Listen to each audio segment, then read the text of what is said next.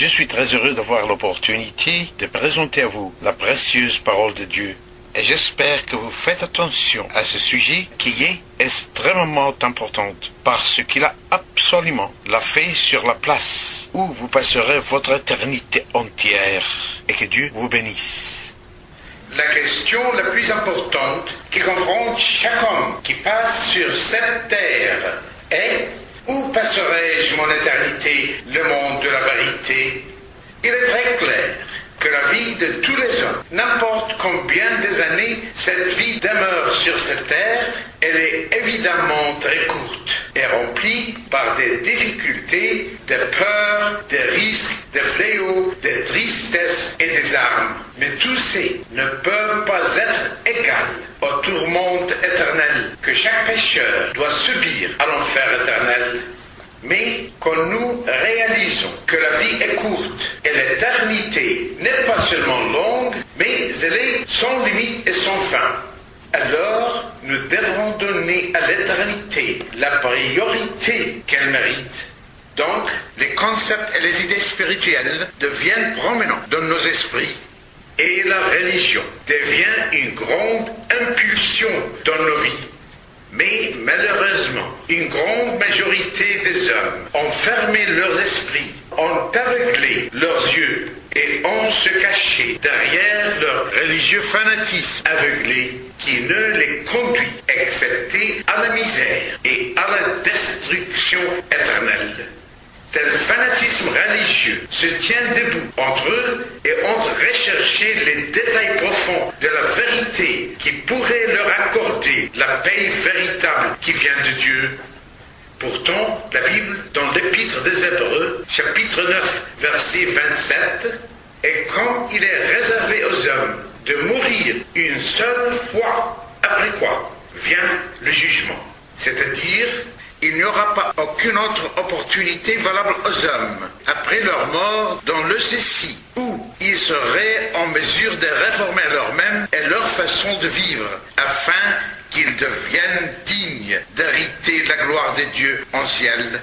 Parce que la manière de notre vie, ici sur cette terre, détermine la destination finale en éternité, il n'y aura aucune opportunité pour changer la destination éternelle après la mort. Par conséquent, ne permettez pas un fanatisme aveuglé d'être une cause de perte l'opportunité magnifique dans le ciel, dans la présence glorieuse de Dieu. Et spécialement, le bon Dieu a déjà préparé une place glorieuse en ciel pour vous, si vous croyez la parole de Dieu. Quand vous recherchez les différentes religions, vous trouverez qu'ils offrent des morales qui sont indispensables dans les sociétés du monde. Mais le péché a paralysé l'humanité complètement et l'a condamnée à l'enfer éternel. En conséquence, l'humanité a besoin de plus que des bonnes instructions et des valeurs morales pour être sauvés de sa situation misérable. Mais les hommes ont besoin d'un sauveur divin qui a le pouvoir total et l'autorité absolue pour achever ce but de sauver tous les hommes. Vous pouvez vous examiner sincèrement par vous demandant l'importante question suivante: où passerai-je mon éternité? Malheureusement, vous ne pouvez pas court-circuiter, ni éviter, ni négliger quelques sujets de telle magnitude d'importance, parce que toute votre éternité dépendra et fondera sur la réponse de cette question. Si vous sentez que vous êtes confus, ou inquiet, ou inconfortable devant cette question, et vous ne pouvez pas être sûr où vous passerez votre éternité, c'est parce que vous êtes comme les autres pécheurs qui ont besoin d'être libérés des chaînes de péché. Si vous voulez être libérés de ces chaînes, vous avez besoin de ce grand sauveur qui est toujours prêt de vous sauver. Maintenant, permettez-moi de vous introduire à ce sauveur qui peut vous donner la sûre assurance concernant votre éternité. Le bon Dieu créa l'homme dans le jardin d'Éden où il pouvait, comme prévu, vivre éternellement. Mais notre père Adam a soumis au péché. Et en conséquence, Adam et Ève étaient expulsés dehors du jardin de Dieu. Pour gagner leur vie en dehors du jardin de Dieu, ils étaient obligés de travailler avec la force de peine et à la sueur de leur visage, et ils étaient placés dans une situation où ils ont été forcés à souffrir abondamment des douleurs et des afflictions. Mais premièrement, laissez-moi discuter la condition de l'homme qui lui fait avoir besoin du Sauveur. Le Coran dit quand Adam et Ève tombaient dans le péché, que le diable les déshonorait. Al-Baqarah, chapitre 2, verset 34. En ce sens, Adam et Ève s'étaient abaissés par être chassés au dehors du jardin de Dieu. En conséquence, Adam transmettait son péché à toute sa postérité. Quelques-uns peuvent dire, comment la postérité d'Adam peut hériter son péché? Peut-il, l'enfant d'un père amputé, hériter l'amputation de son père? Et la réponse est certainement non, car son défaut ou handicap est une cause extérieure qui n'a aucune possibilité d'affecter les résultats génétiques. Mais si un parent d'un enfant s'adonne à drogue ou aux médicaments qui deviennent de part du sang, affectant directement les génétiques de la personne impliquée, par conséquence, tel défaut affecte aussitôt les génétiques d'un nouveau-né. Ensuite, le mauvais drogue qui est dans les veines des parents devient une part du sang de l'enfant qui naît d'eux.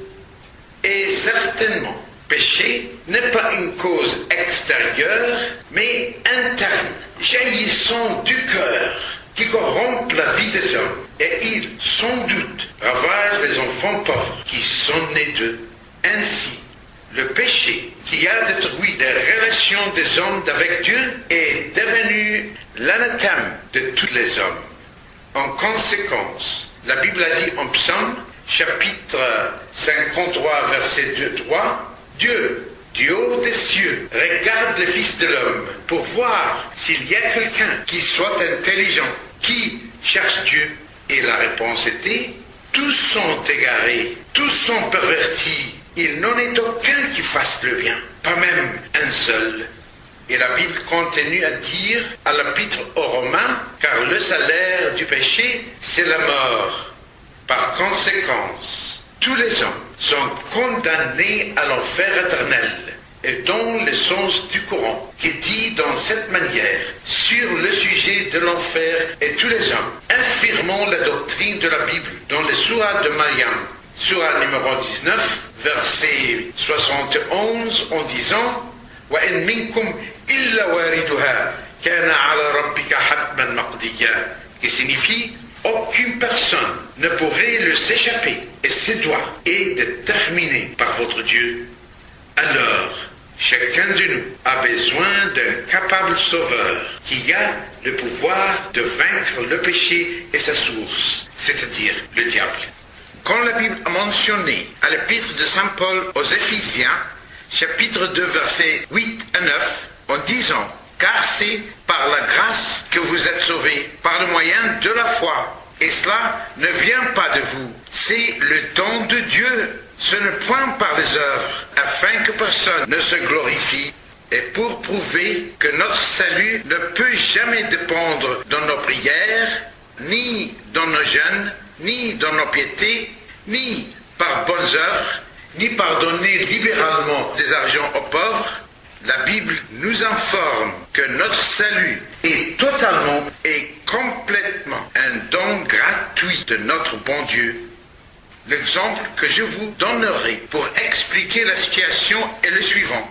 Si un cher ami vous donnait un cadeau très cher, mais vous considérez que vous devez lui donner un petit montant d'argent pour exprimer votre gratitude, la vérité reste le même.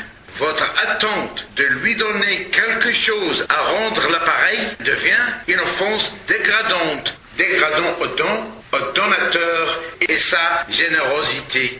Le salut est un don que les hommes ne sont pas dignes de recevoir, ni sont-ils capables de l'atteindre par leur capacité religieuse, mentale ou financière, ni par leur sincère émotion démontrée par leurs bonnes œuvres. Mais c'est un don céleste que Dieu seul peut l'offrir gratuitement aux pécheurs. Notamment, la justice de Dieu doit imposer sur les pécheurs une punition éternelle dans l'enfer. En conséquence, chacun de nous est déjà condamné comme pécheur à passer notre éternité dans l'enfer. Mais Dieu a tellement aimé le monde qu'il a donné son Fils unique, afin que quiconque croit en lui ne périsse point, mais qu'il ait la vie éternelle.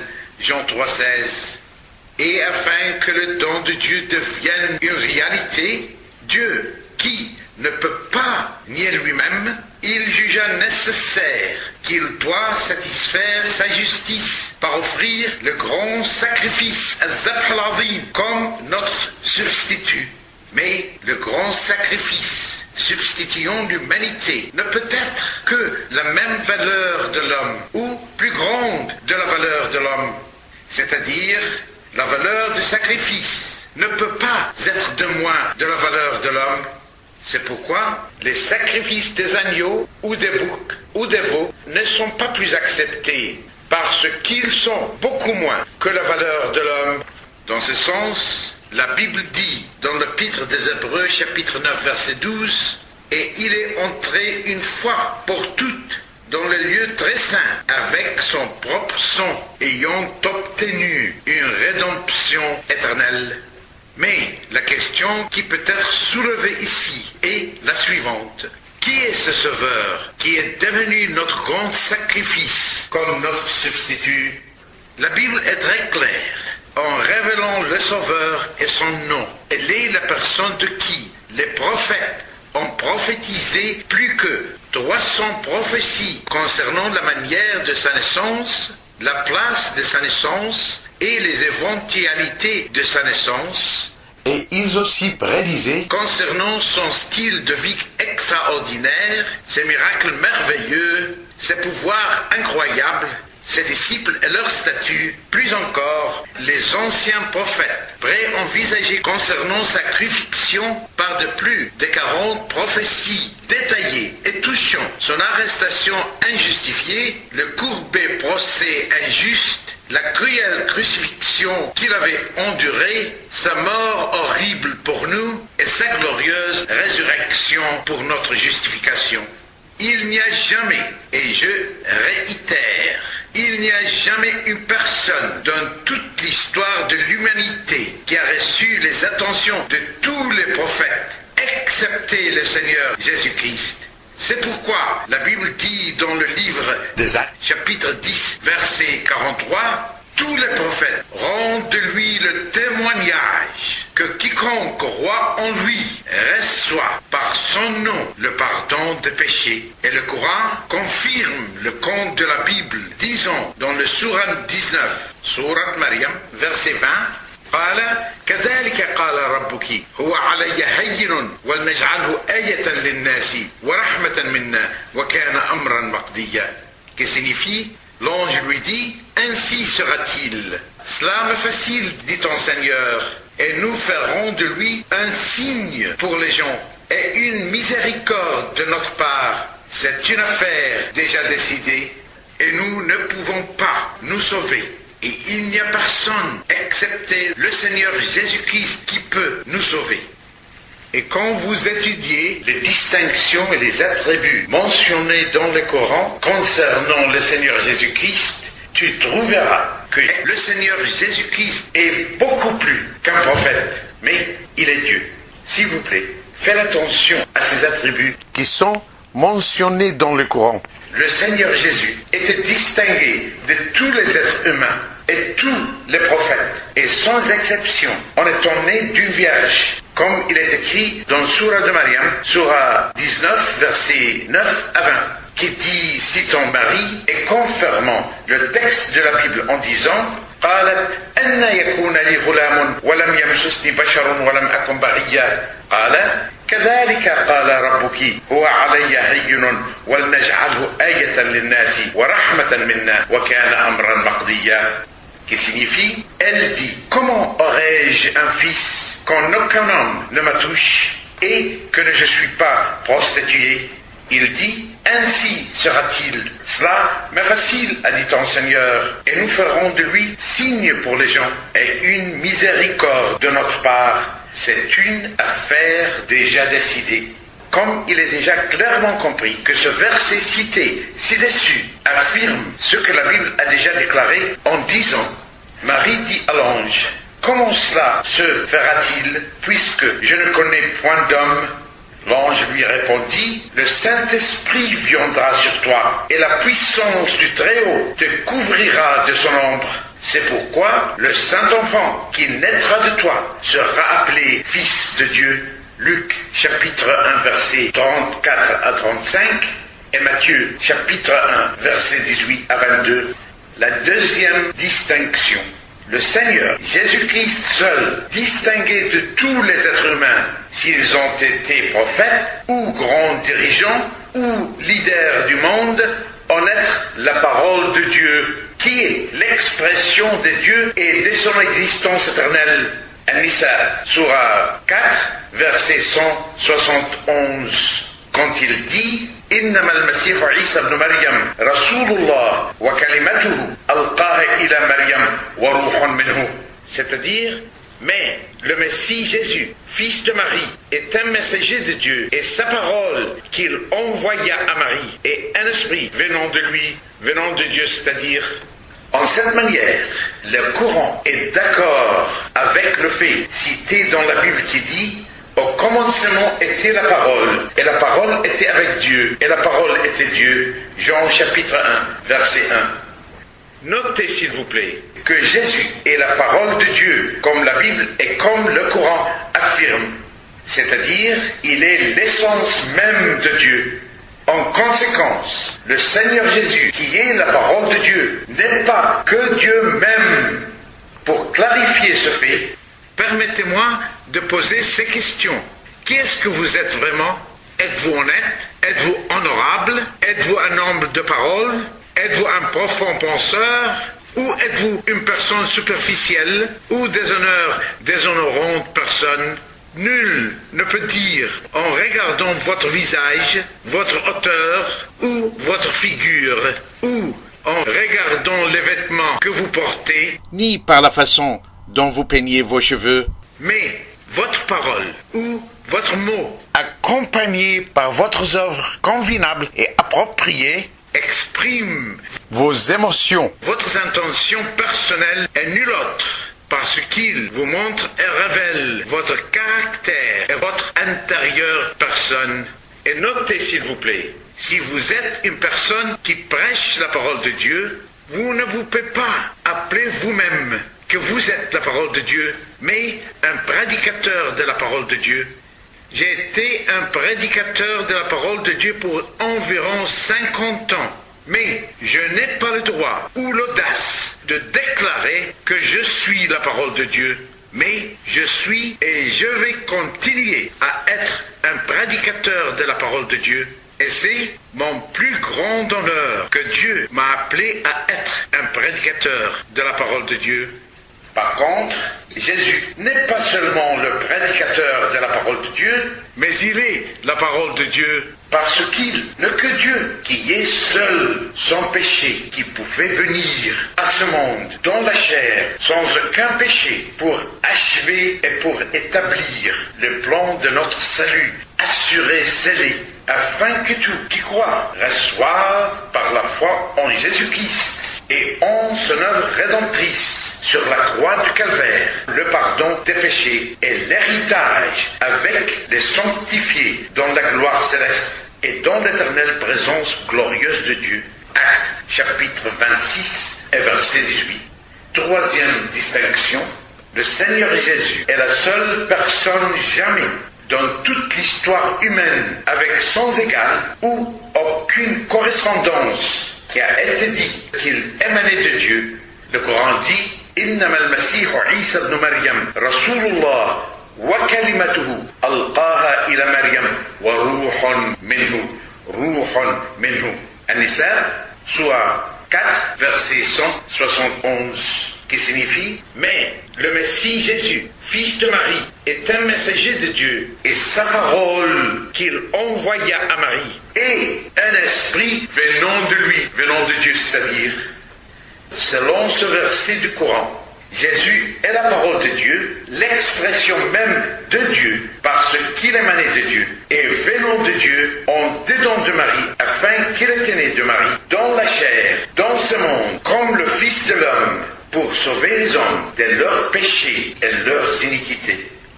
En conséquence, le Seigneur Jésus, qui est existant en forme de Dieu, n'a point regardé comme une proie à arracher d'être égal avec Dieu, mais s'est dépouillé lui-même en prenant une forme de serviteur, en devenant semblable aux hommes, et ayant paru comme un simple homme, il s'est humilié lui-même, se rendant obéissant jusqu'à la mort, même jusqu'à la mort de la croix. Il a fait tout cela pour qu'il puisse sauver des gens comme nous qui ne méritent pas ces sacrifices. La quatrième distinction est le Seigneur Jésus-Christ était la seule personne qui était distinguée en étant capable, selon le courant, de parler quand il était un nouveau-né enfant. Surat Maryam, c'est-à-dire Surat 19, versets 24 à 26. Ce fait indique clairement que le Seigneur Jésus est de l'essence divine. C'est pourquoi il n'a besoin d'aucune personne pour lui enseigner à parler comme quiconque a besoin d'être enseigné, car ils sont nés à sexuelle naissance génétique. Telle naissance sexuelle n'est pas appropriée ou digne pour une personnalité céleste, et spécialement parce que Jésus-Christ est le Dieu Tout-Puissant qui voulait être incarné avec l'intention de sauver les pécheurs. Le Coran témoigne que Jésus, dans la chair, n'avait besoin d'avoir quelque instituteur pour lui instruire aucune chose. De plus, à l'âge de 12, le Seigneur Jésus était trouvé instruire les docteurs de droit dans le temple de Jérusalem, et le verset du Coran confirme le fait qui était inscrit dans le livre d'Ésaïe, chapitre 40, versets 13 et 14, qui dit: qui a sondé l'Esprit de l'Éternel et qui l'a éclairé de ses et a lui enseigné? Avec qui a-t-il délibéré pour en recevoir de l'instruction? Et la vraie réponse est: aucune personne peut instruire l'Éternel. Donc, il est Dieu. La cinquième distinction. Jésus-Christ seulement établit une distinction séparée de tous les prophètes et tous les saints pour sa perfection souveraine et son infaillibilité absolue. Car tous les prophètes, d'Abraham jusqu'à Jean-Baptiste et aussi le prophète arabe, étaient obligés d'offrir des sacrifices pour leurs péchés antérieurs et postérieurs, sauf le Seigneur Jésus-Christ, qui a été l'unique et la seule exception de tous ceux qui ont marché sur la face de cette terre, parce qu'il est celui qui n'a jamais connu le péché. Néanmoins, il a déversé son sang comme l'agneau de Dieu pour nos péchés, afin que nous devenions en lui la justice de Dieu. Deuxième épître aux Corinthiens, chapitre 5, verset 21. Le Coran expose ce fait en disant que Jésus-Christ, dans sa chair, est wajihan fi dunya wal akhirah wa min al muqarrabin. Ça signifie que Jésus-Christ est honoré doit-il être dans ce monde et dans la prochaine. Sourate 3, verset 45. Pouvez-vous citer un seul verset dans le Coran qui donne toute autre personne telle merveilleuse position? La sixième distinction. Même le prophète arabe Mohammed a témoigné de la perfection du Seigneur Jésus-Christ et son infaillibilité en insistant que le Seigneur Jésus-Christ seul est distingué de tous les hommes, de toutes les générations, en le sens que le diable touche tous les hommes au moment de leur naissance, déclarant que tous les hommes sont pécheurs sous son dominion. Et le diable ne pouvait pas toucher le Seigneur Jésus-Christ à sa naissance vierge. Cet incident, qui est évidemment l'évidence très lumineuse, qui est la seule personne divine, qui est sans péché, est aussi plus fort que le diable même, en disant dans le hadith d'Al-Bukhari, كل ابن آدم يطعنه الشيطان في جنبه حين يولد غير عيسى ابن مريم ذهب ليطعنه فطعن الحجاب, qui signifie Satan pousse avec son doigt le côté de chaque homme à la naissance, sauf Jésus, fils de Marie. Lorsqu'il est venu à piquer lui, il piquait le rideau. En d'autres mots, il n'y a personne qui ne péchait pas, excepté le Seigneur Jésus-Christ. Pourquoi penses-tu il était parfait et sans péché pendant ce séjour dans la chair sur cette terre? Si le Seigneur Jésus-Christ est parfait, n'oubliez pas que le parfait est seul et il est toujours le bon Dieu. La 7e distinction du Seigneur Jésus-Christ dans le Coran. Le Créateur est exclusivement et sans exception le Dieu Tout-Puissant et aucun autre. Toutefois, le Seigneur Jésus, sans exception chez les humains, a été exclusivement distingué dans le Coran de tous les autres êtres humains, s'y inclut tous les prophètes, dans la vérité qu'il est le Créateur. Notez attentivement, s'il vous plaît, la déclaration de Jésus dans Sourate Al-Imran, où il a clairement déclaré qu'il est le Seigneur Tout-Puissant qui peut créer. Et cette vérité est écrite dans Sourate 3, verset 48, en disant « Inni akhluqu lakum min at-tini kahay'at at-tayri. Inni, ana, akhluqu, ana, lakum min at-tini kahay'at at-tayri. Fa anfukhu, ana, fihi fayakunu tayran. Huwa yakhluq, wa huwa yanfukh likay yakhluq. » Et ce verset était traduit en français en le sens suivant. Je vais créer pour vous sortir de l'argile comme la ressemblance d'un oiseau, et je vais respirer sur lui, et il sera un oiseau. Il n'y a aucune question que Jésus est le Dieu même qui peut créer.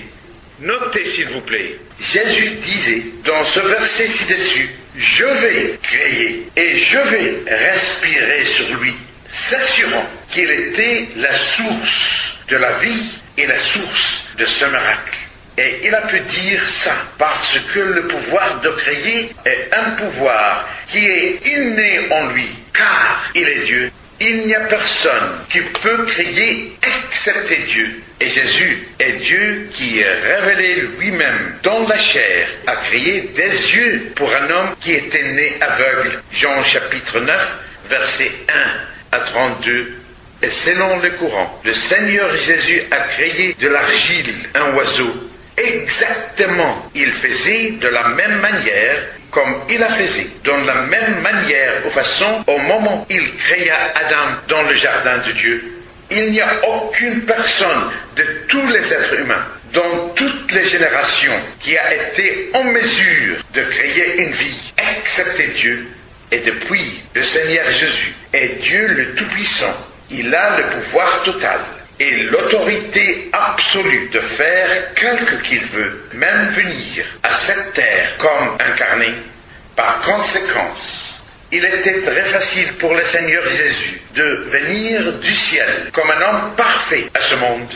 Comme la Bible explique le mystère du plan céleste pour le salut des hommes et pourquoi le Seigneur Jésus, lequel existant en forme de Dieu, n'a point regardé comme une proie à arracher d'être égal avec Dieu, mais s'est dépouillé lui-même en prenant une forme de serviteur, en devenant semblable aux hommes, et ayant paru comme un simple homme, il s'est humilié lui-même, se rendant obéissant jusqu'à la mort, même jusqu'à la mort de la croix, c'est-à-dire afin qu'il devienne le grand sacrifice, al-Dhabh al-Azim, qui peut laver nos péchés et nous purifier de toutes nos iniquités. L'Épître aux Philippiens, chapitre 2, versets 6 à 9. En d'autres mots, le Dieu Tout-Puissant est capable de devenir un homme afin qu'il satisfait la justice divine par sa mort sur la croix du calvaire pour nos péchés.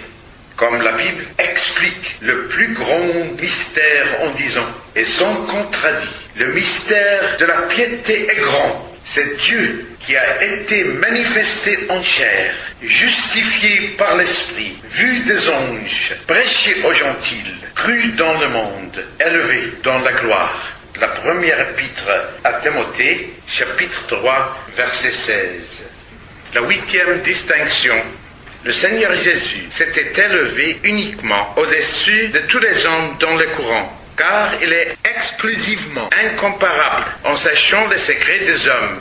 Le Seigneur Jésus-Christ était cité dans le Coran en disant c'est-à-dire, je vais vous actuellement prédire trop de quelle chose vous mangez et quelle chose vous trésore dans vos maisons. Certainement, c'est un signe pour vous si vous êtes croyants. Al-Imran, Sourate 3, verset 49. Avez-vous entendu parler de tout homme ou de quelle personne autre que le tout connaissant Dieu, Seigneur Jésus, qui pourrait prédire et prévoir les secrets des hommes? Et c'est exactement que l'Évangile a rapporté que le Seigneur Jésus pouvait savoir et prédire les pensées secrètes des hommes qui sont plantées profondément dans les esprits des hommes. Matthieu, chapitre 9, verset 4, Matthieu chapitre 16, verset 8, Marc chapitre 8, verset 17, Luc chapitre 5, verset 22 et Jean chapitre 11, verset 50. 9e distinction. Le Seigneur Jésus seul pouvait, pendant sa vie, ici sur cette terre, faire de merveilleux miracles qu'aucun autre, ni devant lui ou après lui, pourrait faire. Le Seigneur Jésus était cité en disant dans Al-Imran, Surah 3, verset 49, « Wa ubri'ul akama wal abras » c'est-à-dire « Et je guéris l'aveugle-né et les lépreux ». Ce sont des défauts et des maladies qui sont impossibles à guérir. La chose la plus incroyable concernant la miraculeuse œuvre du Seigneur Jésus, et ces miracles étaient exceptionnellement merveilleux, étaient faits en prononçant un mot, démontrant que Seigneur Jésus est le Dieu le Tout-Puissant. Ces miracles incluent guérison des malades, l'ouverture des yeux des aveugles et les oreilles des sourds. Il purifiait les lépreux, il faisait les boiteux sauter et marcher, il libérait ceux qui ont été opprimés par le diable. Et il ressuscitait les morts. Comment Jésus ne pourrait pas être Dieu le Tout-Puissant, qui aime tellement le monde, qui a accepté de devenir un homme, afin qu'il est mort pour nos péchés dans la chair, afin qu'il nous sauve? 10e distinction. C'était le Seigneur Jésus seul qui pouvait ressusciter les morts. Le Coran en Al-Imran, Surah 3, verset 49, dit « Wa uhyil mauta » c'est-à-dire « Et je ressusciterai les morts ». Le Seigneur Jésus est la seule personne qui pouvait ressusciter les morts par disant un mot. De plus, il ressuscitait non seulement les morts, mais il ressuscitait les morts après qu'il commençait à se détériorer. Et évidemment, la seule personne qui peut faire tel miracle extraordinaire est sans doute le Dieu Tout-Puissant, parce qu'il toujours tient les clés de l'enfer et de la mort. Révélation chapitre 1 verset 18. Et comment quelques personnes disent que Jésus est simplement un instructeur ou un prophète, mais qu'il n'est pas Dieu. La question qui attend toujours une réponse est: comment donc le Dieu Tout-Puissant n'a pas accordé tel pouvoir de telle magnitude aux autres prophètes? Si Jésus était seulement un homme prophète, pourquoi Dieu a limité les privilèges extraordinaires d'avoir les divins pouvoirs concentrés exclusivement dans la personne du Seigneur Jésus-Christ? S'il vous plaît, réfléchissez en ces sujets. 11e distinction. Le Seigneur Jésus seul, qui exclusivement joignissait le titre prophétique de Messie, comme il est écrit dans An-Nisa, Surah 4, verset 171. إنما المسيح عيسى ابن مريم رسول الله, c'est-à-dire, mais le Messie Jésus, fils de Marie, est un messager de Dieu. Dieu est descendu du ciel dans la forme d'un homme parfait pour être un exemple parfait afin qu'il nous donne l'instruction convenable, exacte et juste concernant le parfait moyen dans lequel nous devons nous conduire dans notre vie afin que nous devons servir Dieu, c'est-à-dire il est venu à cette terre pour nous enseigner comment nous pouvons devenir des fidèles serviteurs de Dieu. C'est pourquoi il vivait sur cette terre comme le serviteur parfait du parfait Dieu. Donc, il s'est aussi appelé le serviteur de Dieu, comme les prophéties ont parlé et prédisaient de lui. Dans le livre d'Ésaïe, chapitre 42, le prophète Ésaïe, dans l'esprit de la prophétie, a décrit la personne de Dieu dans une forme incarnée comme le parfait serviteur de Dieu. Il a dit, et si Dieu le Père a parlé, disant, « Voici mon serviteur, que je soutiendrai, en qui mon âme prend plaisir. J'ai mis mon esprit sur lui. Il annoncera la justice aux nations. Il ne se découragera point et ne se relâchera point jusqu'à ce qu'il ait établi la justice sur la terre et que les îles espèrent en sa loi. Moi l'Éternel, je t'ai appelé pour le salut et je te prendrai par la main. Je te garderai pour traiter alliance avec le peuple, pour être la lumière des nations. C'est Jésus est la lumière des nations. Pour ouvrir les yeux des aveugles, pour faire sortir de prison les captifs et de leur cachot ceux qui habitent dans les ténèbres. Le livre du prophète Ésaïe, chapitre 42, versets 1, 4, 6 et 7. En d'autres mots, le Messie ne peut être que le Dieu Tout-Puissant, la 12e distinction parmi tous les prophètes qui ont parcouru sur le visage de cette terre. Le Seigneur Jésus, selon les courants, pourrait uniquement échanger des responsabilités d'autorité avec Dieu, prouvant qu'il est Dieu, car une personne ne peut pas échanger des responsabilités d'autorité, excepté avec une autre personne de même statut, de même position et de même qualification. Le Coran dit dans Al-Maïda, surah 5, verset 117, le suivant. وَكُنْتُ عَلَيْهِمْ شَهِيدًا مَا دُمْتُ فِيهِمْ فَلَمَّا تَوَفَّيْتَنِي كُنْتَ أَنْتَ الرَّقِيبَ عَلَيْهِمْ. C'est-à-dire, j'étais un témoin contre eux quand j'étais avec eux, mais lorsque vous m'avez fait mourir, c'est toi qui les observes. Et aussi, c'est une autre solide preuve que le Seigneur Jésus devrait mourir avant il est ascendu au ciel, car le verbe ici, dans le Coran, comme Jésus a parlé, le verbe était dans le passé, indique que Jésus était déjà mort. Tawaffaytani. Et aussi, c'est une autre solide preuve que le Seigneur Jésus-Christ devrait mourir sur la croix du calvaire pour nos péchés. Et après sa mort, elle est ascendue au ciel, car le verbe qui était utilisé dans le Coran était dans le passé. Tawaffaytani. Passé. C'est-à-dire, vous m'avez fait mourir. C'était un verbe passé. Et la mort de Jésus-Christ, et sur aucune question, est arrivée dans l'histoire. 13e distinction. Le Seigneur Jésus, quand il était dans la chair, était la seule personne qui, peut-être, comme le Coran dit en Mariam, surah 19, verset 20, que Jésus est un signe de la miséricorde de Dieu à tout le monde, afin que nous croyons en lui, comme la Bible dit. En vérité, je vous le dis, celui qui croit en moi a la vie éternelle. Quelle miséricorde! Je suis venu comme une lumière dans le monde, afin que qu'on croit en moi ne demeure pas dans les ténèbres. Quel grand signe! Selon qu'il était écrit, celui qui croit en lui ne sera point confus. Quelle réalité! Jean chapitre 6, verset 47, chapitre 12, verset 46, et l'épître aux Romains, chapitre 9, verset 33. Évidemment, tout le monde tombait sur le lourd fardeau de péché. Donc, le monde ont été condamnés à l'enfer éternel. Mais tous ceux qui croient en lui, croient en Jésus, trouveront la vraie miséricorde de Christ, qui pourrait leur manier aux gloires du ciel. 14e distinction.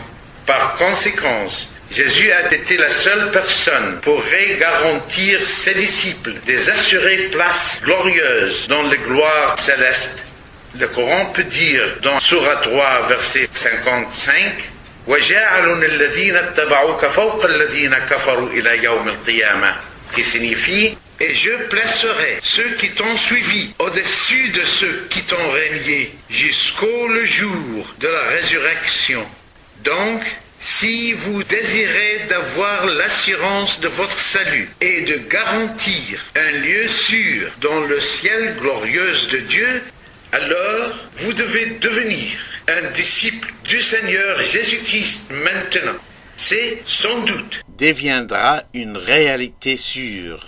Comme vous acceptez le Seigneur Jésus-Christ comme votre sauveur personnel, à ce moment-là, vous pouvez dire avec Saint Paul et tous les croyants en Christ, « Car j'ai connu en qui je crus et je suis persuadé qu'il a la puissance de garder mon dépôt jusqu'à ce jour-là. » La deuxième épître de Timothée, chapitre 1, verset 12.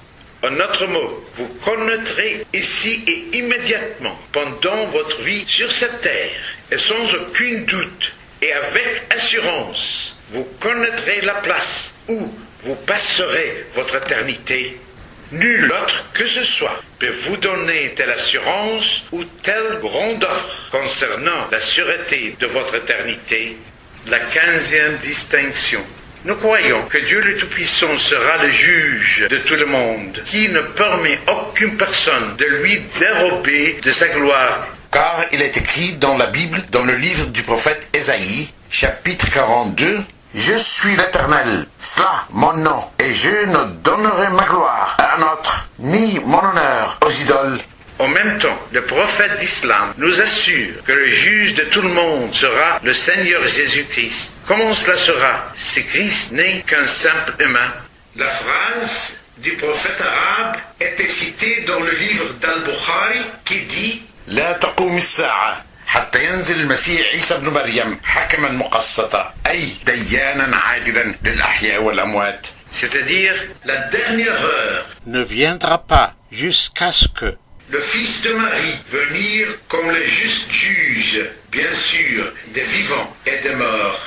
Le Seigneur Jésus ne peut être excepté le Dieu Tout-Puissant, car qui révèle lui-même dans la chair pour mourir sur la croix du Calvaire pour nous sauver. Car sans il est le Dieu vrai, il n'aurait pas été mentionné qu'il sera le juste juge de tout le monde. C'est dans un autre mot, les chrétiens ne déifient jamais un homme qui s'appelle Jésus, mais il est le Dieu Tout-Puissant qui devenait un homme pour venir à ce monde avec un parfait corps humain, innocent et sans aucun péché. La chose qui était supportée par le texte du Coran en disant que Seigneur Jésus est l'Esprit de Dieu même. Sourate An-Nisa, verset 171. Et le Coran continue de dire dans Sourate Maryam, verset 17, que l'Esprit de Dieu est capable de venir du ciel à cette terre comme un homme parfait. Étant donné que Jésus a été l'Esprit de Dieu, il n'était pas difficile pour lui pour venir à cette terre comme le Dieu incarné pour offrir son corps parfait comme le grand sacrifice nécessaire pour pardonner nos péchés. C'est pourquoi le prophète Jean-Baptiste a prophétisé, comme cité dans l'évangile de Jean chapitre 1 verset 29, en disant « Voici l'agneau de Dieu qui ôte le péché du monde. Il s'est appelé l'agneau de Dieu parce qu'il est devenu le grand sacrifice qui déversait chaque goutte de son sang pour laver tous nos péchés. Au moment où nous croyons en son œuvre rédemptrice sur la croix du Calvaire. En d'autres mots, chacun de nous est un pécheur condamné à l'enfer éternel. Et nous ne pouvons pas nous sauver. Nous sommes enfermés dans une cage avec une porte verrouillée de l'extérieur et nous ne pouvons pas l'ouvrir. Aussi longtemps que nous y sommes, nous séjournons comme les esclaves du péché et du diable. Jésus-même, c'est la seule personne qui prouvait par sa naissance, sa vie, ses miracles merveilleux, sa mort rédemptrice et sa résurrection glorieuse, prouvant sa divinité. Jésus, c'est-à-dire être le seul vrai sauveur. En plus, le prophète arabe a averti tout le monde et tous les musulmans en disant que Jésus est la bénédiction et la miséricorde à tous les hommes. Surat Maryam, verset 21. Et il aussi, c'est-à-dire Jésus, est le juge de tout le monde à la résurrection de mort. Quand le prophète des Arabes était cité par Al-Bukhari et les autres écrivains del Hadith en disant que l'heure ne viendra pas jusqu'à Jésus, le fils de Marie, retournera comme le juste juge des vivants et des morts.